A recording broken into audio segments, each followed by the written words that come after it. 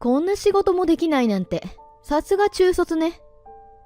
長年引きこもりだった俺は、今は社会復帰して地元の企業で働いているのだが、中卒であることを理由に上司から目をつけられていた。ある日、バーでいとことお酒を飲んでいると、偶然やってきた上司に、二人とも同じような顔しちゃって、社会不適合者はさっさと帰りなさい。などと、いとこともども暴言を吐かれ、悔しい思いをしながらも店を後にした。しかし、翌日のことだった。兄さん、会社に来ちゃった。突然会社に来たいとこ。そのいとこを見つけた上司が大声で怒鳴りつける。あなた、こんなところで何してるのよ。邪魔だから帰りなさい。しかし、そこに社長が慌ててやってきて、いとこに頭を下げてこう言った。お嬢様、お久しぶりでございます。そこで明かされた事実に、上司は顔面蒼白になったのだ。俺の名前は金田光一、30歳。地元企業の契約社員として勤めている。今はこうして社会人として働いているが、高校を中退して以降、長い間引きこもり生活を送っていた。引きこもりになったきっかけは、高校時代の同級生による嫌がらせだった。俺は幼い頃から同年代の中でも飛び抜けて体格が良かったのだが、見た目の割に運動はできず、からかわれることが多かったのだ。気の弱さも災いし、何を言われても何をされても反抗することができなかった。高学年になると体格のことでバカにされ、わざと聞こえるように悪口を言われることはしょっちゅうだった。金田、お前でかすぎて邪魔なんだよ。視界に入ってくんな。その体格って見かけ倒しだよな。ウドの大木じゃん。体格の大きな俺は嫌でも目立ってしまい、どこにいても同級生からバカにされていた。体格に比例して気持ちが強ければよかったのだが、ストレスを感じながらも受け身でいることしかできなかった。そんな生活に嫌気がさして、俺は高校を中退することになる。人目につくことを嫌い、長らく引きこもり生活を続けていたが、なんとか乗り越えて、今は社会人として日々を過ごしている。過去を乗り越えたとはいえ、今でも他人との交流は苦手だ。同僚に話しかけられただけでも、異常なほどに緊張してしまう。金田、悪いけど、この書類先にやってくれないか。はい。話しかけられるたびに、俺はしどろもどろになってしまう。同僚は、そんな俺のことを笑いながらも、ポンと軽く肩を叩いてなだめてくれた。悪い、驚かせたな。お前、仕事できるんだからさ、そこまでビクビクしなくてもいいだろうに。すみません。うまく対応できずに、俺は困って視線をさまよわせる。こんな俺ではあったが、ありがたいことに、ほとんどの社員が俺の性格を受け入れてくれており、おかげでなんとかうまく付き合うことができていた。しかし、一人だけ苦手な上司がいた。金田、あんた邪魔よ。ただでさえ無駄に大きくて邪魔なのに、ちんたら歩かないで。すみません、松下さん。上司である松下久美子は、ことあるごとに俺にきつく当たってくる。彼女は同い年なのだが、仕事ができ、主任を任されているため、いつも俺に対しては上から目線だ。松下は、俺が言い返せない性格だと分かった上で、毎日嫌味を浴びせてくる。ちょっと金田、ここの計算間違えてるわよ。ミスをする俺も悪いのだが、毎回きつい口調で怒鳴られると、さすがにげんなりしてくる。普通こんな些細なミスする？さすが中卒ね。おつむの出来が中学生止まりなんじゃないの？申し訳ないです。足し算できまちか？小学生からやり直してきたら？俺が中卒であることをネチネチと小馬鹿にしてくることもあった。上司相手に反論することもできず、俺にできることは謝り続けてその場をやり過ごすことだけだった。資料を探してほしいんだけど、ついでに倉庫の掃除でもしてもらおうかしら。でも他の方から任されてる仕事がありまして。あんたには倉庫の掃除がお似合いよ。せいぜいその無駄にでかい体を生かしなさい。松下にこき使われる毎日。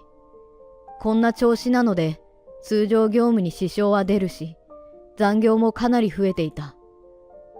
お前、また松下さんに仕事を押し付けられたのか？そうなんです。他に仕事があるとは言ったんですが。声かけてくれたらいつでも手伝うって。お前が頑張ってんの、みんな知ってるんだからさ。優しい同僚に励まされながら、松下に押し付けられた仕事をこなす。人手なしの上司にこき使われているからといって、めげるわけにはいかなかった。あんな奴が上司では望み薄かもしれないが、俺は正社員を目指して日々仕事に励んでいるのだから。あんた、こんな小学生でもわかるような誤字に気づけないわけ？すみません。義務教育はちゃんと受けましたか？なんでこれくらい気がつけないかな？本当にすみません。自分でも見直したつもりだったのだが、確認漏れがあったようだ。もちろん、ケアレスミスは俺の責任だし、反省すべきだと思う。しかし松下は、ネチネチと攻撃の手を緩めない。契約社員の身じゃ責任なんてないのかもしれないけど、仕事には誇りを持ってやりなさいよ。はい、以後気をつけます。あんた、そう言いながらいっつもミスするのよね。あんたの以後っていつのことなの？上げ足を取られながら、俺は長時間松下に責められる羽目になる。そしてまた謝罪を繰り返すだけの機会と化していた。説教が終わった頃には日も傾いていて、今日もだいぶ時間を無駄にしてしまった。また今日はこっぴどく言われてたな。大丈夫か？はい、大丈夫です。全然大丈夫じゃねえじゃん。ほら、元気出せって。同僚に励まされるものの、毎日こんなにも理不尽な扱いが続くと、とてもじゃないが、元気なんて絞り出すこともできない。少し一人になりたいと思い、トイレに行くふりをしながら、その場を離れる。廊下でため息をついていると、スマホが鳴った。いとこの木越綾乃からメッセージだった。光一、今日空いてる？よかったら食事に行かない？綾乃はうちの近所に住んでおり、昔から俺を実の兄のように慕ってくれていた。綾乃からのメッセージを見ただけで、さっきまでの落ち込みが嘘のように気分が晴れていく。彼女に了承のメッセージを返信し、軽やかな足取りで自分のデスクに戻る。俺はいつも以上にエンジンをかけ、仕事を終わらせ、定時に会社を出た。足早に駅前に向かうと、待ち合わせ場所にはすでに綾乃の姿があった。俺を見つけた綾乃が大きく手を振ってくる。兄さん、お疲れ様。ごめん、待たせたかな。大丈夫、私も今来たところだから。綾乃も仕事終わりだろうに、全く疲れているようには見えない。これが若さか。と、俺はどこか遠い場所へ視線を向けたくなってしまう。彼女のいつもと変わらぬ笑顔を見て、俺もついつい嬉しくなってしまった。最近できた人気のバーがあるの。そこに行きたいなと思ってるんだけど、一人じゃなんだか行きづらくて。それで、相手もいなさそうな俺に声をかけたわけか。バレたか。そのバーは、最近職場でもよく話題になっている場所だった。何やら雰囲気がとても良いらしく、デートに最適だと女性社員が話していたのを思い出す。駅からも近く、すぐに目当ての場所に着いた。確かに洗練されたおしゃれな外観で女性受けが良いのもわかる気がする。へえ、いい雰囲気じゃない。バーの中に入ると、店内は暖色系の間接照明がところどころに置かれていて、温かみのある静かで落ち着ける空間が広がっていた。店内 BGM がジャズミュージックなのもポイントが高い。早速空いている席に座り、ドリンクを注文する。ちなみに他人とのコミュニケーションは苦手な俺だが、綾乃とは自然体で接することができた。ドリンクを待つ間、ついつい愚痴がこぼれる。最近職場の上司に絡まれるのが本当に嫌でさ。ああ、例の学歴にやたらうるさいおばさんね。綾乃は俺の愚痴を笑顔で聞いてくれた。そんな話をしていると酒や料理が運ばれてくる。店の人気の理由がわかる。空間だけじゃなく酒に合う料理も絶品だ。ついつい酒が進み、長々と職場の話を続けてしまった。ごめん。こんな話ばかり聞いてても楽しくないよな。別にいいんだよ。こうして兄さんの話を聞いてると仕事頑張ってるんだなって思えるし。そうか？うん。それにほら、気分転換できたでしょ？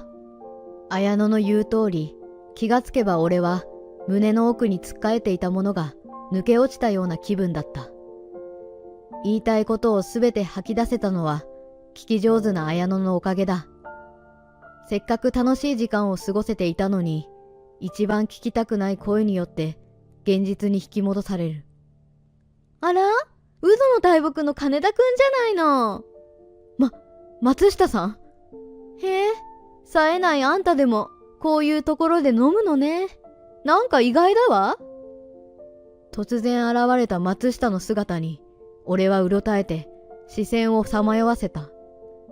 俺の様子から状況を察したのか、綾乃は立ち上がり、松下に向かって頭を下げる。どうも、いつも兄がお世話になっております。あら？このウドの大木の妹さんかしら。まあ、そんなところです。綾乃はいとこだが、わざわざ説明するのも面倒だ。かわいそうね。出来の悪い兄を持つと。あなた知ってる？金田ってば、いつも職場で。なぜ俺の嫌味を綾乃に言う必要があるのだろうか。ここで言い返せたらいいのだが、言われっぱなしの姿を綾乃に見られていることが恥ずかしくなってしまい、顔をうつむかせてしまう。まあ、中卒で仕事もまともにできない兄の妹じゃ、あなたも似たようなものなのかしら。あなたもどうせろくな仕事してないんでしょ？あろうことか、松下は綾乃のことをバカにし始めた。綾乃が俺を兄と呼んだことを否定しなかったからか、松下は綾乃を俺の妹だと思っているのだろう。小学生でもわかるような間違いに気づかないバカな兄の妹なら、外で飲んでも恥をさらすだけよ。お子ちゃまはさっさと帰りなさいな。綾乃までバカにしている松下の姿に、蝶が煮えくり返るが、綾乃は涼しい顔で松下の話を聞いていた。そうですね。私のような若輩者ではふさわしくないかもしれません。そうよ。身の程をわきまえなさいな。これ以上はお店のご迷惑になりますので、私たちはお先に失礼します。情けなくも言われっぱなしの俺の腕をつかみ、綾乃は律儀に頭を下げる。ほらほら、社会不適合者はさっさと帰りなさい。綾乃はスマートに会計を済ませ、俺たちは店を出た。つくづく自分が嫌になる。ごめん。俺のせいで嫌な思いしたよな。気にしないで。ああいう人が職場にいるなんて大変だね。あんな暴言を吐かれた後だというのに、綾乃は笑顔で答える。さっきまでのあんなに楽しかった時間が松下のせいで台無しになってしまった。今日はありがとう。今度また誘うね。あの人が来そうにない店で飲み直そう。綾乃は俺に大きく手を振ると、駅の人混みの中へと消えていった。俺は重い足取りで帰宅し、早々に布団に潜り込む。寝て起きたら嫌なこともすっぱり忘れられたらいいのに。翌日、重い足取りで会社に向かうと、見覚えのある顔が俺を出迎える。兄さん、昨日ぶり。驚きすぎて絵に描いたような、鳩が豆鉄砲を食らったような顔をしていたことだろう。綾乃？なんでここに？会社に綾乃がいる。社員の視線が俺たちに集中していて、何ともいたたまれない気持ちになる。当然、こんな状況を松下が放っておくはずがない。あら、中卒兄弟じゃない。っていうか、なんで妹までいるわけ？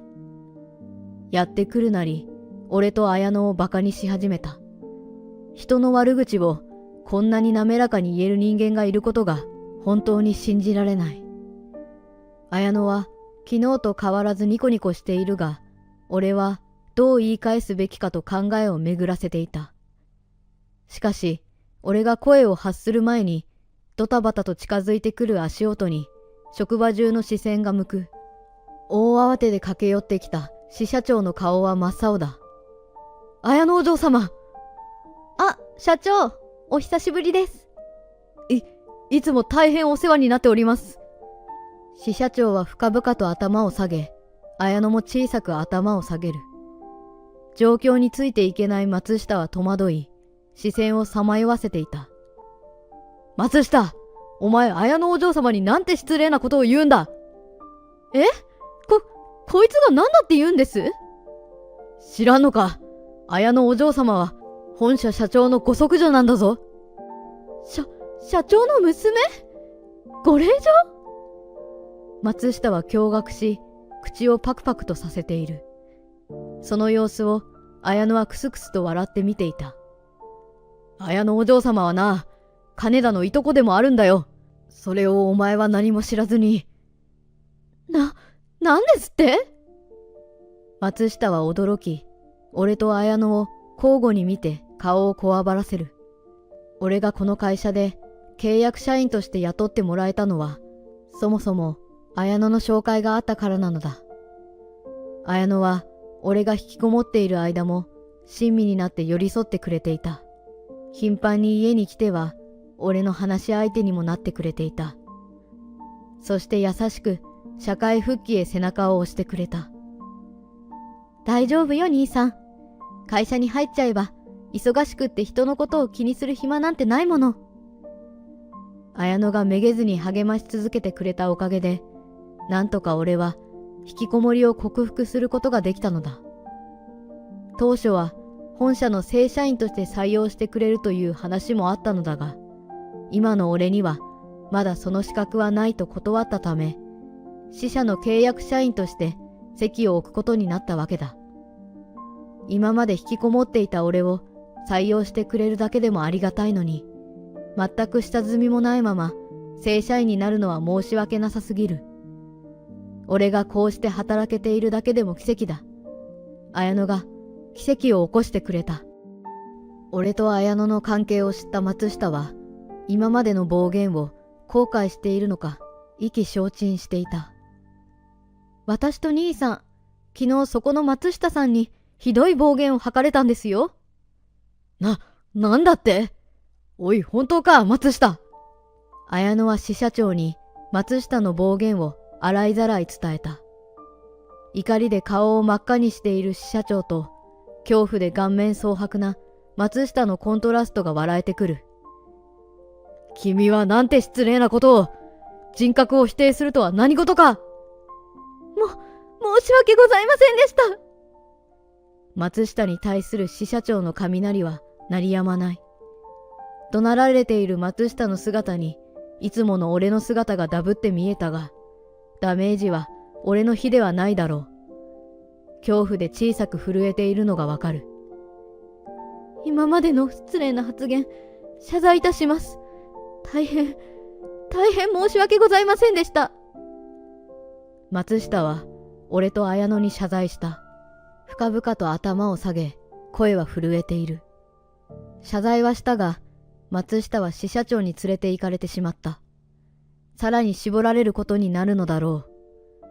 綾乃は支社長に用があったが、せっかくなので時間をずらして訪ねることにしたようだ。俺たちは、支社長、どうぞ存分に雷を落としてください。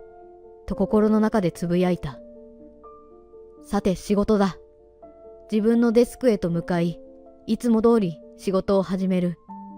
松下がいないだけでこんなに空気が変わるのか。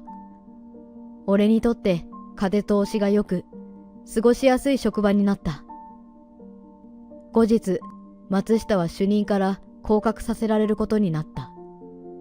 降格処分に加え、日頃の偉そうな態度や先日の失態から彼女への風当たりが強くなるばかりだった。同僚となった元部下たちからは受け入れてもらえず、孤立している姿をよく見かけた。結局は他の社員とコミュニケーションが取れず、居心地が悪くなったのか退職してしまった。風の噂だが、元来の性格をそう簡単に直せるわけもなく、再就職先でも同僚との衝突が絶えず長続きしなかったようだ。今は貯金を切り崩しながら仕事を探しているそうだが、なかなか採用には結びついていないらしい。一方の俺は松下から解放されたことでだいぶ仕事がしやすくなった。同僚もよく声をかけてくれるし、職場の人間関係も良好だ。新しく主任になった上司が俺の仕事ぶりを上役に伝えてくれたおかげで正社員になることもできた。思ったよりも早く正社員になることができたし、同僚たちも心から祝ってくれた。正社員になったことは当然綾乃も把握していて、俺たちは以前行ったバーで再び飲みに行くことになった。正社員おめでとう。やっぱり兄さんは真面目だからすぐになれると思っていたのよ。ありがとう。正直まさかこんなに早く正社員になれるとは思ってなかったよ。全部松下っておばさんが悪いのよ。あの人が兄さんのことを上に報告しないから。もっと早く正社員になっててもよかったのに。正社員の話はさておき、彼女がいなくなったことで職場は以前よりもかなりいい雰囲気になっている。松下のいないところで悪口を言うのはどうかと思うが、今日だけは許してほしい。正社員となった俺は後輩の指導を任されることもあった。ねえ、兄さんは本社に来ないの？一緒に働けたら嬉しいんだけど。綾乃の申し出に俺は静かに首を振った。誘ってくれるのはありがたいけどさ、俺はまだ今の職場で働くよ。もったいないな。兄さんなら間違いなく一線級で働けるのに。後輩の指導っていうのも新鮮で楽しくてね。ようやく人と関わることに怖さを感じなくなったんだ。綾乃のおかげだよ。もし俺が今よりももっと仕事ができるようになって本社勤務にふさわしいと思える時が来たら願い出たいと考えている。今はまだこの環境で全力を尽くすのみだ。兄さんは真面目だな。まあ優秀な社員はいつでもウェルカムだから、いずれ嫌が応でも声がかかると思うわよ。その時はちゃんと来てよね。ありがとう、綾乃。少しでも綾乃に恩返しできるように、これからも真面目に仕事に励んでいくことを誓う。